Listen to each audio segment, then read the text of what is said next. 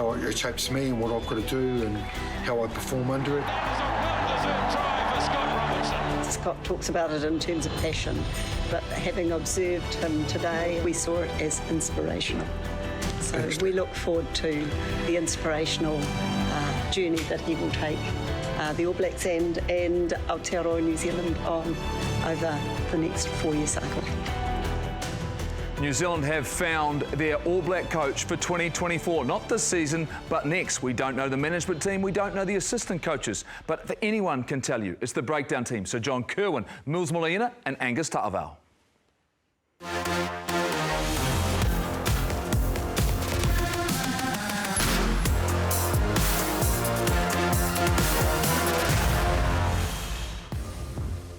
Kia ora koutou katoa. Hello and welcome to The Breakdown. It is great to be back with you once again. And yes, the All Blacks, what have they done? They have found their All Black coach for next season, not this season. Let's be clear about this. And how long is this conversation going to go on? Because we don't know anything more, team.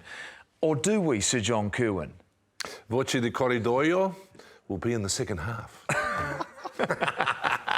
So this is what we're waiting for, right? So much speculation, Mils. The assistant coaches, we don't know who they're going to be. There's plenty of speculation. All of a sudden, Super Rugby coaches are being asked constantly. But first, before all of that, did New Zealand Rugby get this appointment right? Well, actually, he's waiting in the second half because he just threw out a text and no one's texted. No one's texted. That's why getting blanked. That's why he's saying second half, mate. He's been blanked, all right. Well, I mean, it's been a long process, Goldie, and I think, you know, possibly with everyone else in the back end of the family, we had two great candidates. Don't get us wrong, you know, Jamie Joseph and Razor Robertson, but the emotion that I've seen out of Razor, it took a lot out of him. And the things, I mean, we've often spoken about the way it was handled, and you often forget the guys also that were almost told they've got the job, or probably told they had the job.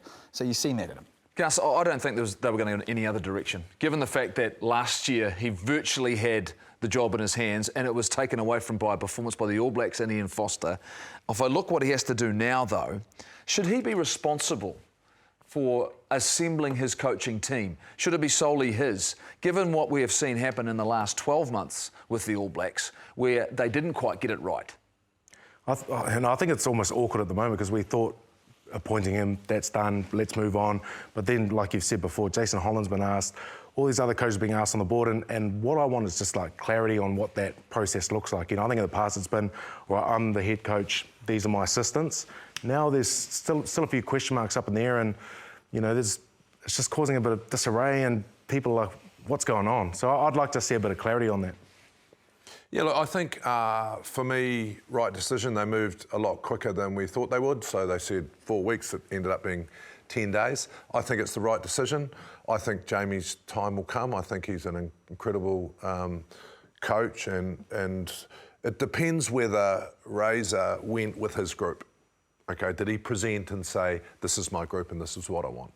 To answer your question, Goldie, I think that Razor should take his time. And he should lean on someone within the rugby union, because for the first time last year, and Ian Foster, if he had his time again, probably would do things differently. So his assistants are fundamental. Razor has already come out and said what type of coach he is. So the technical side of his staff will need to be important. And we saw how valuable and critical that was last year, Mils, when all of a sudden Jason Ryan comes in, Joe Schmidt comes in, and there was immediate lift in terms of a number of key areas for the All Blacks. So how do we avoid that scenario happening again? Because that cost a lot of money of New Zealand Rugby. It also was incredibly disruptful for the group, and they had to deal with a lot of the time after the disappointment of losing that series against Ireland. So who should be responsible for this? Should New Zealand Rugby play a key role in who those assistant coaches are going to be? I think they have to play a key role in leaning towards Razor, because I think the circumstances are a little bit different. It's amazing once you start losing, then you start picking out the little wee things that are not quite going wrong, the technical stuff from the coaches, and then you start getting rid of them. And you're right, it did cost a lot of money. But the thing that we've got now is you've got to get a coaching staff that's right under Razor and sort of what he's about. You know, he's a different coach. I think it's great timing that we bring someone on like him to coach this next generation. The thing is that I'm unsure about, like yourself, Gus, is the fact that my understanding was both coaching candidates had similar staff. And so, you know, where's that clarity? And New Zealand Rugby almost did it right. You'll have to say... For me, Mills. For me, Goldie, the big thing I think that was written on the desk of the NZR was change. I believe one of the major things they wanted in this process was change. And so I think they want to have a new look at the game. They want to change a whole lot of different stuff. And I think that will be his directive. We want change. So I'm with you, Mills. I think they will say to him, who do you want? And then they should be challenging him on those decisions to make sure he gets them right. Well, I was interested in his press conference. He talked about he had a preferred group. That, to me, tells me that maybe there's a negotiation going on here. But, Gus, you've been a part of the modern environment, and it's continually changes. Vastly different from when Sir John Kirwan played, from when I played. Mills was closer than we were. How critical are those appointments?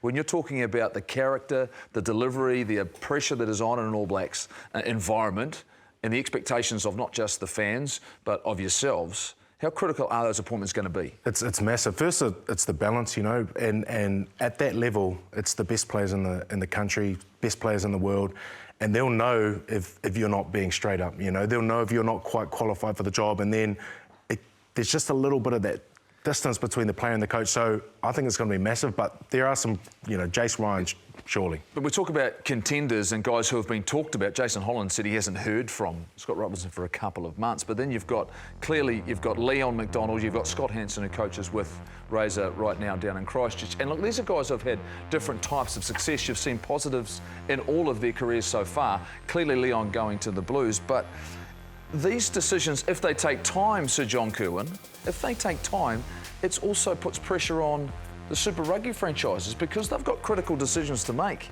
on terms of securing their future in 2024 and also looking internally, trying to develop someone and transition someone into a head role. So the longer this takes, the more disruption and the distraction we clearly don't need. I'm not too worried about that. I'm not worried about that at all. I think the decision is... the right decision's the best thing. The thing that, if you look at Razor's choice, pre this, what was the negative against him? And it was international experience, right? We've gone away from that. But when you look at some of the assistants you've put up there, would he be looking to someone that's got international experience so he can have him there? O'Gara, for instance, right? An O'Gara, possibly.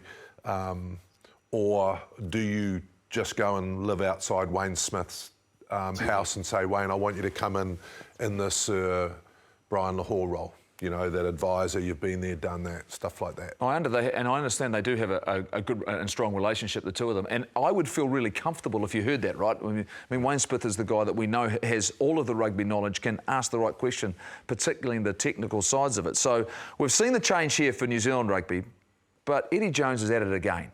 And he can't help himself. He's managed to weigh himself into this decision happening with the All Blacks.